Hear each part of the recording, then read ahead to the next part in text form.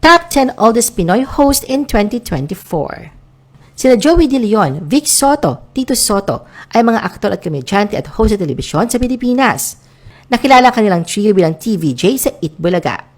Si Mel Tiangco naman ay nanatiling tapat sa kanyang mas malaking misyon, mas malawak na paglilingkod sa bayan nang nirenew niya ang kanyang kontrata sa GMA Integrated News nito lang Abril.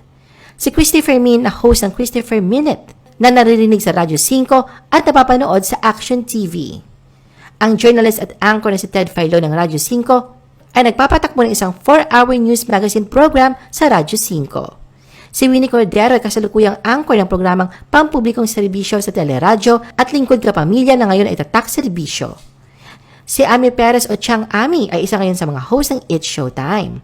Si Susan Enriquez ay kasalukuyang nag-host ng Pera Paraan at co-host ng unang hirit sa GMA.